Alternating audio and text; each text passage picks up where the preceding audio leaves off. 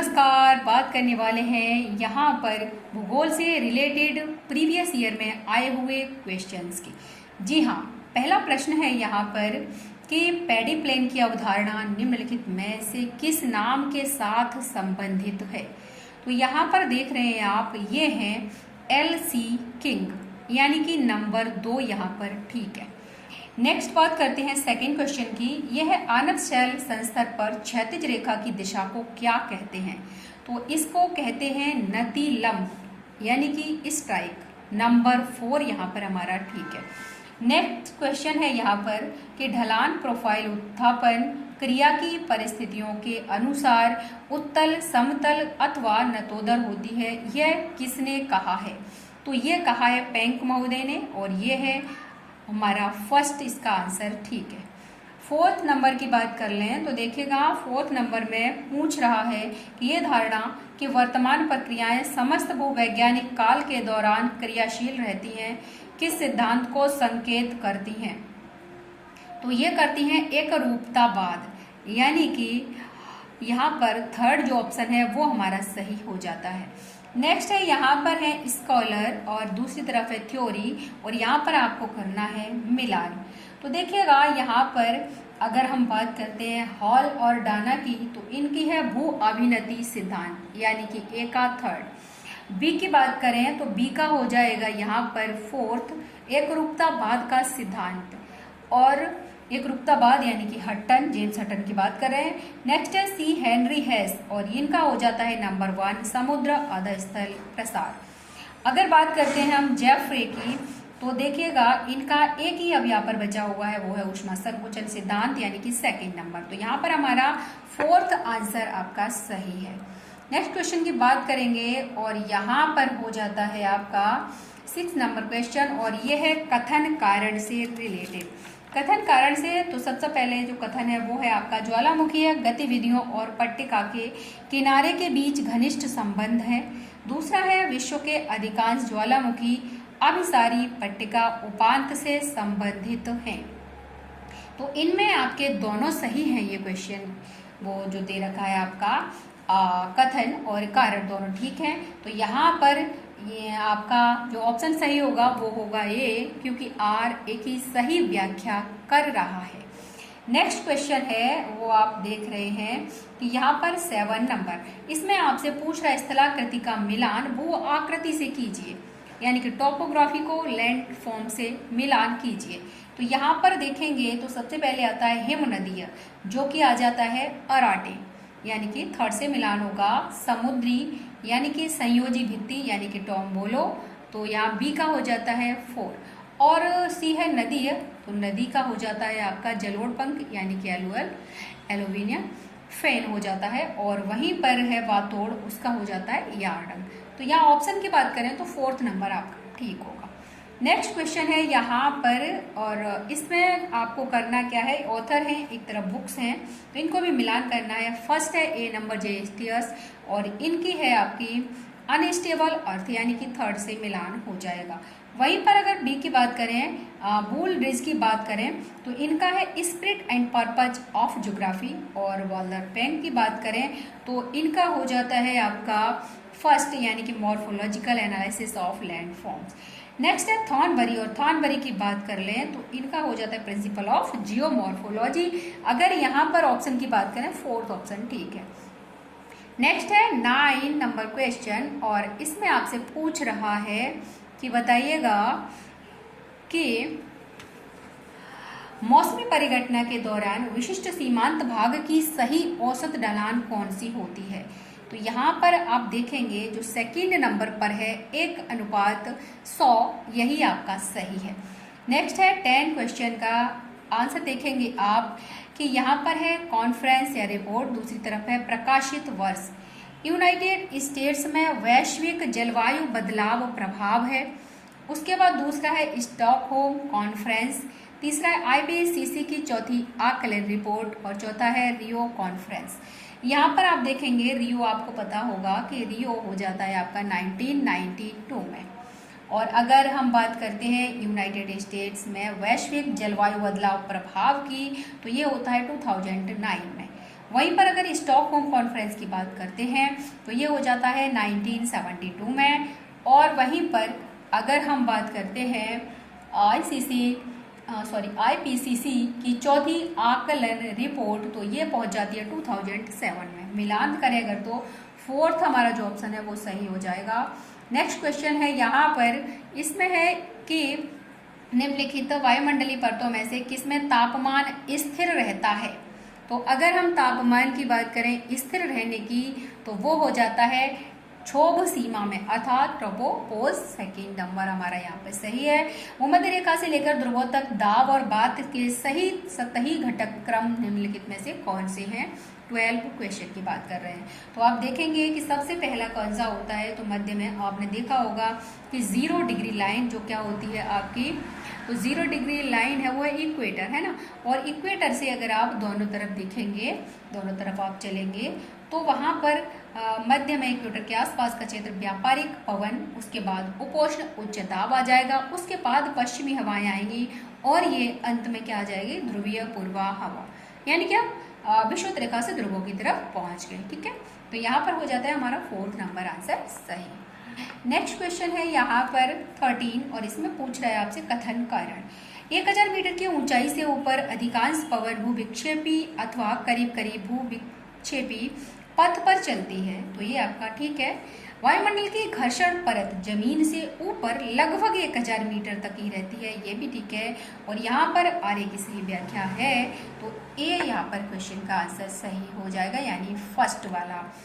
Next है 14 question number, और इसमें पूछ रहा है निम्नलिखित में से किस अधिकतम उष्ण महीने के ताप औसत ताप को दर्शाने वाली समताप रेखा को सामान्यतः टुंड्रा जलवायु की भूमध्य रेखीय उपांत की मान्यता प्राप्त है।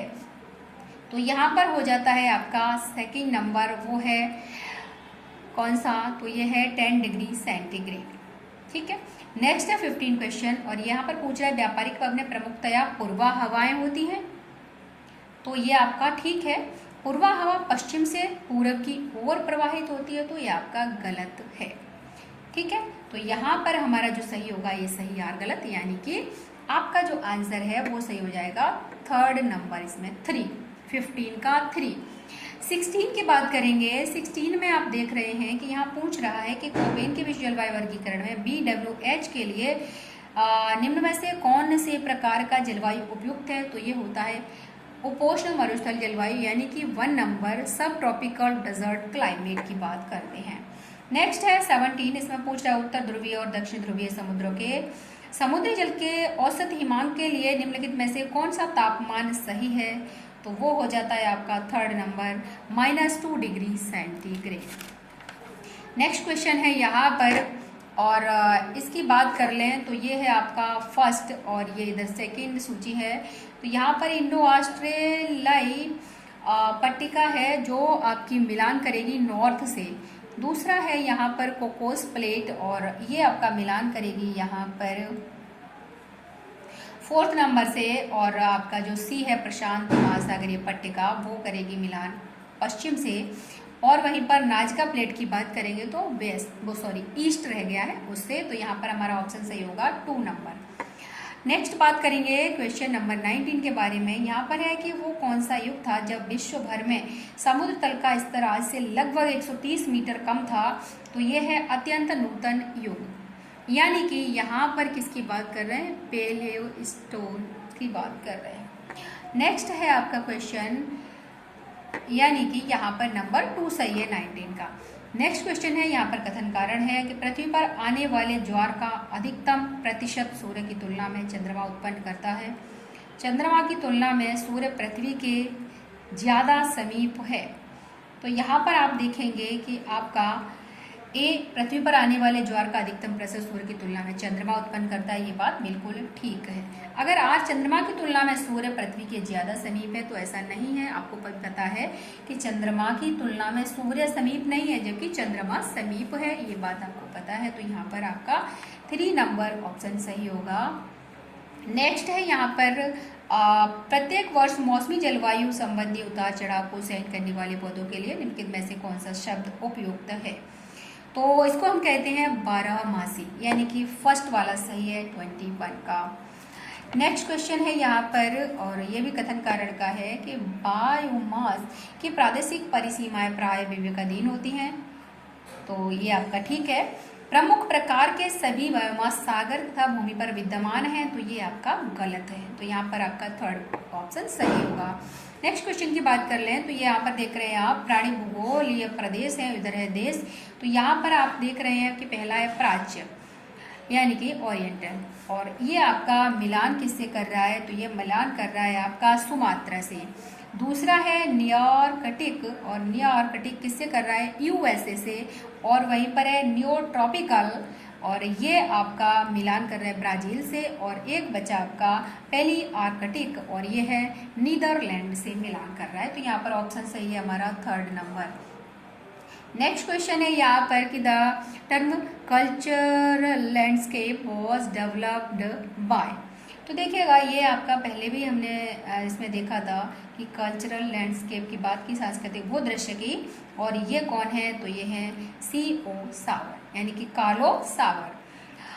तो यहाँ पर सेकंड ऑप्शन ठीक है। नेक्स्ट है 25, भूगोल में व्यवहार परक पर्यावरण पर किसने बल दिया, तो ये है किर्क महोदय, और ये सेकंड नंबर ठीक है हमारा।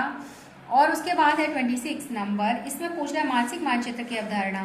तो देखिएगा यहाँ पर जो भी बुक्स हैं, संकल्पनाएं पूछी जा रही हैं, उनके लिए आप भूगोल से संबंधित प्रमुख पुस्तकें और संकल्पनाओं वाले 2 वीडियो मैंने दिए हैं आपको, और उन दोनों को आप देखना ना भूलें। उनमें आपको सारी की सारी पुस्तकें मिलेंगी, सारी की सारी संकल्पनाएं भी मिलेंगी।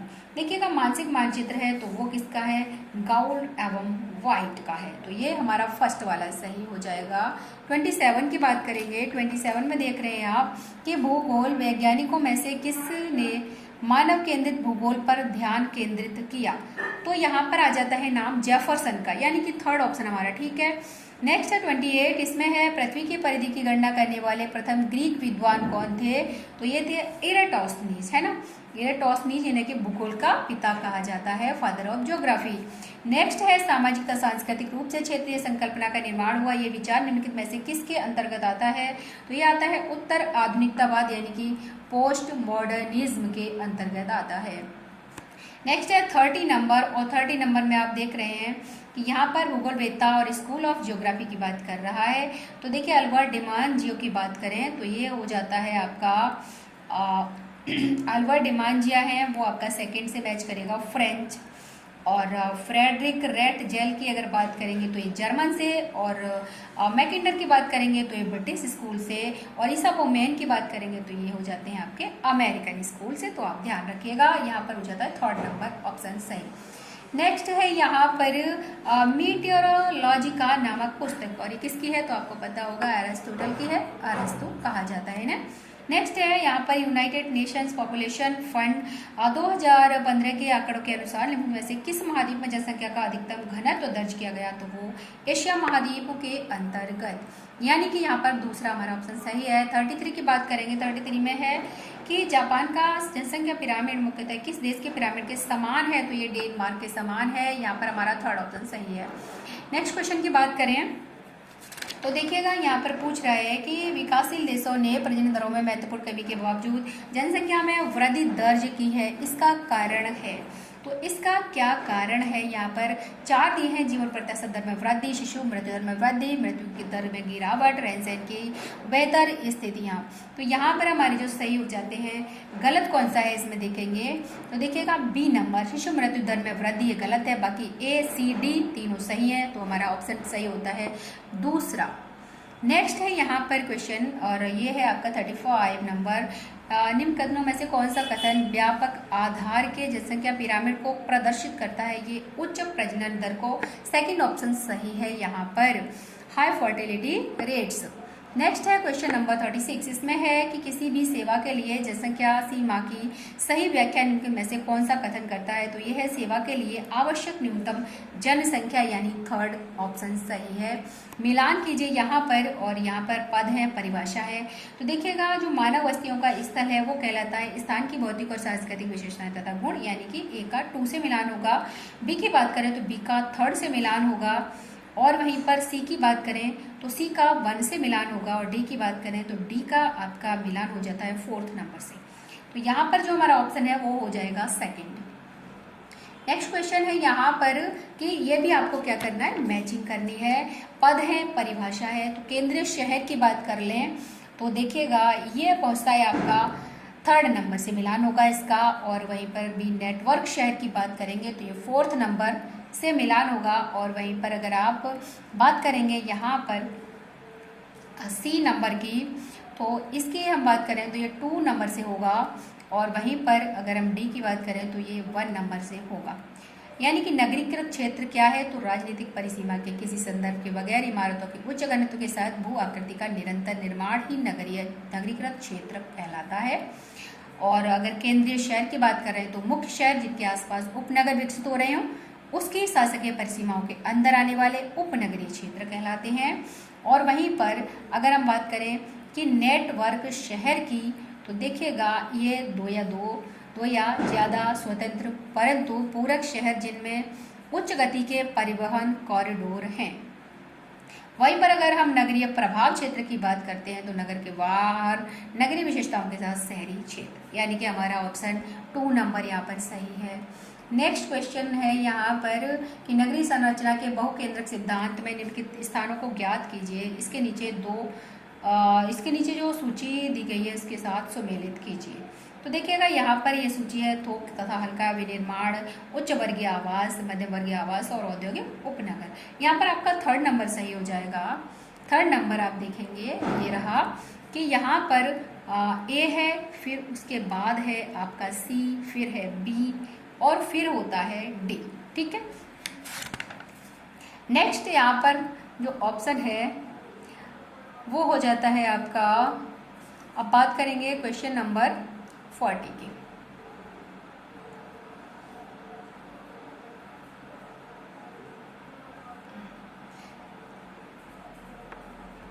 अरे पता नहीं इसमें क्या हो जाता है बार बार। हाँ, क्वेश्चन नंबर 40 की बात करेंगे तो ये रहा क्वेश्चन नंबर 40। इसमें आप देख रहे हैं कि यहाँ पर पूछ रहा है आपसे ग्रामीण भारत पर धक्का डालने वाले कारकों में निम्नलिखित में से किस कारक की भूमिका नहीं है। तो देखिएगा यहाँ पर 4th नंबर आपका सही होगा कि ग्रामीण क्षेत्रों में सुविधाओं में धीमी परंतु सतत वृद्धि तथा प्रति व्यक्ति आय में बढ़ोतरी, ये आपका नहीं में आएगा। नेक्स्ट है यहाँ पर क्वेश्चन नंबर आपका है 41 की बात कर लें तो देखिएगा यहाँ पर है कि इनके में से किसने प्रादेशिक विकास दरों को शहरी क्षेत्र में अवस्थित विस्तारित होते उद्योगों के समुच्चय और इसके प्रभाव क्षेत्र में हो रही आर्थिक गतिविधि के और विकास के रूप में परिभाषित किया। तो ये है बोर्डविले महोदय। ठीक है। नेक्स्ट है यहाँ पर आप देख रहे होंगे कि यहाँ पर क्या है, विभिन्न क्रमों की संभावित वस्तुओं की संख्या है और दर के का मान। तो इसमें जो आपका सही हो जाएगा वो ऑप्शन है 4th नंबर। नेक्स्ट है यहाँ पर क्वेश्चन, ये कथन कारण वाला है कि हरित क्रांति की वजह से गरीबी का समाधान होने के बजाय वह और भी बढ़ गई है। ठीक है। उसके बाद है कि धनी और अधिक जमीन वाले किसानों ने यह महसूस किया कि हरित क्रांति और कृषि के मशीनीकरण ने उन्हें स्वयं खेती करने की महती क्षमता प्रदान की। उन्होंने साझेदारी खेती और यहाँ पर मालगुजारी पर दिए जाने वाले खेतों को वापस लेना शुरू कर दिया। इसके परिणाम स्वरूप अधिकांश संख्या में असामियों और कृषकों से उनका खेती का काम छीन गया। तो यहाँ पर देखेंगे यार दोनों सही है और आगे की सही व्याख्या कर रहा है।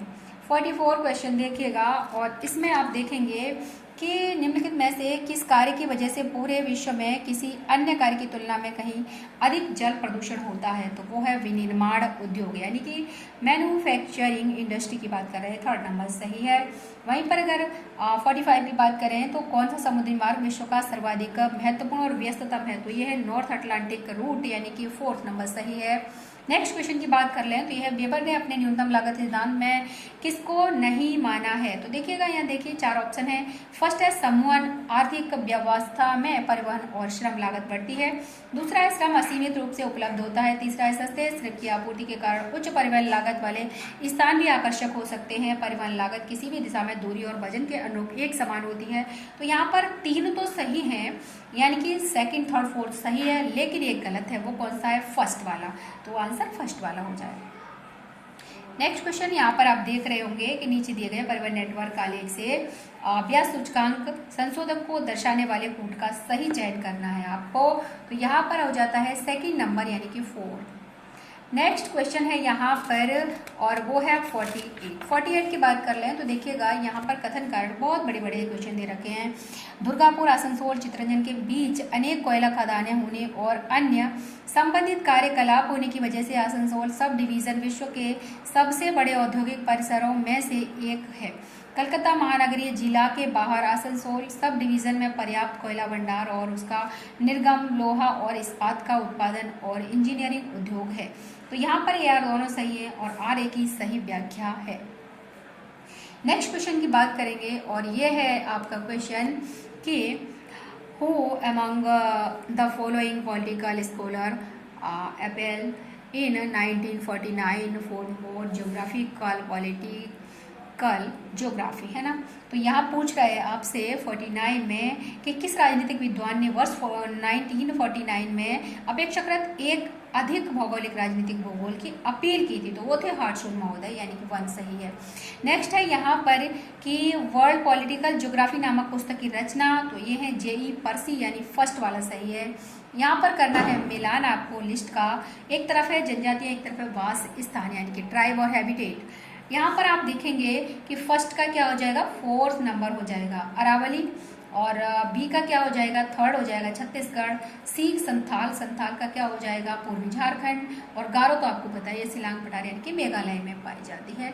ऑप्शन की बात करेंगे, फर्स्ट सही है ऑप्शन यहाँ पर। नेक्स्ट क्वेश्चन है यहाँ पर इसमें आपसे क्या पूछ रहा है, कॉन्सेप्ट क्या है, सांस्कृतिक भूदृश्य की अवधारणा, ये भी कार्ल ओ सावर का ही है। तो यहाँ पर सेकंड सही है आपका।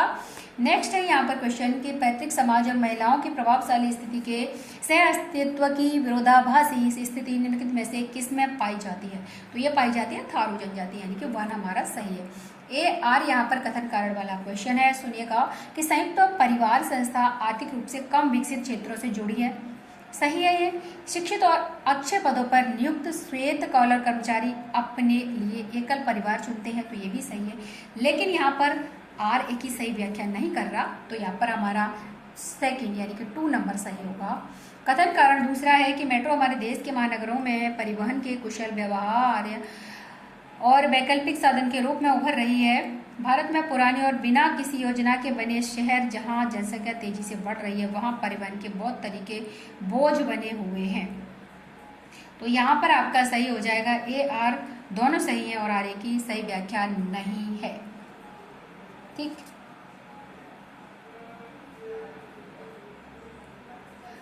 एक बार इसे फिर से देखते हैं कि मेट्रो हमारे देश के महानगरों में परिवहन के कुशल व्यवहार और वैकल्पिक साधनों के रूप में उभर रही है। भारत में पुरानी और बिना किसी योजना के बने शहर जहां जनसंख्या तेजी से बढ़ रही है, वहां परिवहन के बहुत तरीके बोझ बने हुए हैं। ठीक है, तो यहाँ पर हमारा सेकंड ही सही हो जाएगा। चलिए अब बात करेंगे नेक्स्ट क्वेश्चन की। नेक्स्ट क्वेश्चन है 56। यहाँ पर दृष्टिकोण एक तरफ है विकास सूचकांक। देखिएगा यहाँ पर जो आपका विकास सूचकांक है वो आपका सेकंड नंबर से मिलान करेगा, यानी व्यक्तिगत सूचकांकों के लिए अनेक उप अंकों के संयोजन पर आधारित संयुक्त विकास अंक। दूसरा है वो है सहमति, और ये आपका अनुमानित रूप से शिक्षित नमूना समूह की राय पर आधारित मौसम विकास रेटिंग, यानी 1 से मिलान करेगा। सी की बात करेंगे तो विषयनिष्ठ समाकलन है और वो आपका मिलान करेगा 4th नंबर से, तथा क्षेत्रों, वर्गों और सीमाओं का समुच्चय जो फील्ड अनुभवों और विषय निष्ठ आकलन के आधार पर निर्धारित होते हैं। और नेक्स्ट है वो हो जाएगा 3rd से, यानी मानव विकास, प्रति व्यक्ति आय, जीवन का दीर्घायुपन और सामाजिक सक्षमता है।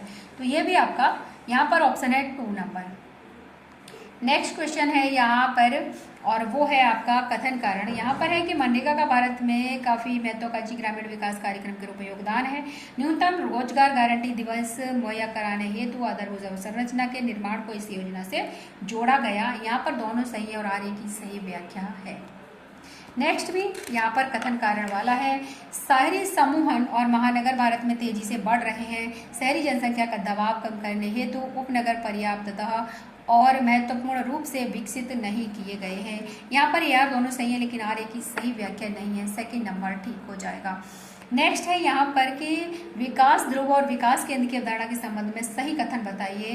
तो देखिएगा यहाँ पर थर्ड नंबर है जो उच्च क्रम विकास केंद्र काफ़ी दूर अवस्थित होते हैं, जबकि निम्न क्रम विकास केंद्र एक दूसरे के निकट अवस्थित होते हैं। थर्ड नंबर हमारा यहाँ पर सही हो जाता है। 60 की बात करेंगे। 60 नंबर पर है आपका क्वेश्चन कि जनसंख्या की दशकीय वृद्धि की प्रतिशतता निम्नलिखित में से किस राज्य में सर्वाधिक है।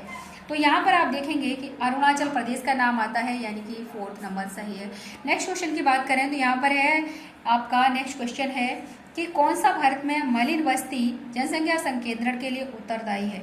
4 ऑप्शन है आपके पास। वाणिज्य पौधरोपण गतिविधियां प्रबल हैं, सेकंड है संगठित क्षेत्र में विनिर्माण गतिविधियां प्रबल हैं, या फिर संगठित क्षेत्र में सेवा गतिविधियां प्रबल हैं, और लास्ट ऑप्शन है आपका अनौपचारिक क्षेत्र में विनिर्माण और सेवा गतिविधियां प्रबल हैं। तो यहाँ पर अनौपचारिक क्षेत्र, विनिर्माण और सेवा गतिविधियां यानी कि तीनों का होगा, तो यहाँ पर फोर्थ नंबर हमारा सही हो जाएगा। नेक्स्ट क्वेश्चन है यहाँ पर आपका कि कौन सा राज्य भारत में कॉफी का सर्वाधिक यानी कि शीर्ष उत्पादक राज्य है। तो आपको पता होगा कि यह है कर्नाटका, यानी कि सेकंड नंबर हमारा सही हो जाता है। यहाँ पर आपको करना है मिलान, और मिलान करने के लिए जल विद्युत परियोजनाएं हैं, दूसरी तरफ है राज्य। यहाँ पर देखिएगा आपको पता होगा शरावती की बात करें तो यहाँ पर कर्नाटक में, अगर बली मेला की बात करें तो ये आपका ओडिशा में, ओबरा की बात करें तो आपको पता है उत्तर प्रदेश में है, और शानन की बात करेंगे तो ये आ जाता है आपका पंजाब में। चलिएगा ये हमारा हो जाएगा फोर्थ नंबर। नेक्स्ट क्वेश्चन की बात करेंगे और ये हो जाता है आपका कथन कारण। गंगा के मैदान के उत्तरी हिस्से में काफ़ी कम सिंचाई नहरें हैं, इस क्षेत्र में काफ़ी वर्षा होती है और इसके पास पर्याप्त मात्रा में भूमिगत जल है। यहाँ पर यार दोनों सही है और आर की सही व्याख्या नहीं है, ये बात ध्यान रखिएगा। नेक्स्ट है यहाँ पर क्रॉप्स हैं, दूसरी तरफ क्या है सर्वाधिक उत्पादित राज्य की बात कर रहा है, और ये क्वेश्चन थोड़ा पुराना है तो उस हिसाब से ही 16-17 के ये थोड़े आंकड़े यहाँ पर दे रखे हैं, तो आप देख पा रहे होंगे। तो यहाँ आपका जो मिलान हो जाता है वो हो जाता है, अगर कच्चा कपास कहेंगे तो ये गुजरात चला जाता है, और अगर हम दूसरे सरसों की बात करेंगे तो ये राजस्थान चला जाएगा, और अगर हम मक्का की बात करेंगे तो आंध्र प्रदेश चला जाएगा, और गेहूँ की बात करेंगे तो ये उत्तर प्रदेश चला जाएगा, यानी ऑप्शन इसमें आपका थर्ड सही है। नेक्स्ट क्वेश्चन की बात करेंगे और देखिएगा यहाँ पर है आपका पर्वत श्रेणी और चोटियाँ। देखिएगा नीलगिरी की बात करेंगे तो आपको पता है नीलगिरी की दोदा बेटा, यानी कि फोर्थ नंबर सही है। सतपुड़ा की क्या है तो आपको पता होगा धूपगढ़, और अरावली की तो माउंट आबू, और हिमालय की तो पता ही है सागर माथा। ऑप्शन सही है थर्ड नंबर। नेक्स्ट क्वेश्चन की बात कर रहे हैं, यह भारत में प्रत्येक अनुक्रमिक जनगणना के साथ मलिन बस्तियों की जनसंख्या में भारी वृद्धि देखी गई है। भारत के क्षेत्र और जनसंख्या दोनों में सतत रूप से वृद्धि होती रही है। देखिए ये तो सही है, लेकिन यहाँ पर आर आपका गलत है, यानी कि थर्ड ऑप्शन हमारा सही है। वहीं पर बात कर रहे हैं नेक्स्ट क्वेश्चन की, और इसमें पूछ रहा है कि अर्गोग्राफ द्वारा इसमें कह रहा है कि किस प्रतीयमान संबंध का चित्रण है। देखिए फसली मौसम और मौसमी स्थितियां, किसका फसली मौसम और मौसमी स्थितियां, और ये आपका फोर्थ नंबर यानी crop season and weather condition. ठीक है, नेक्स्ट क्वेश्चन है यहाँ पर, और ये हो जाता है आपका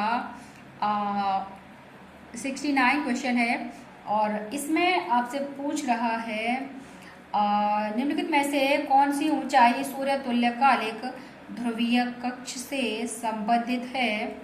और ये आप देखेंगे तो ऑप्शन हो जाएगा यहाँ पर थर्ड, यानी कि 300 से 1000 किलोमीटर।